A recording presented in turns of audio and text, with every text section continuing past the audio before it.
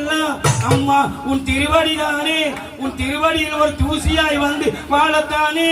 இந்த தவறோ ஆசையோ அம்மா, உன் மீது நான் கொண்ட ஆசையே துன்பத்துக்கு காரணம்.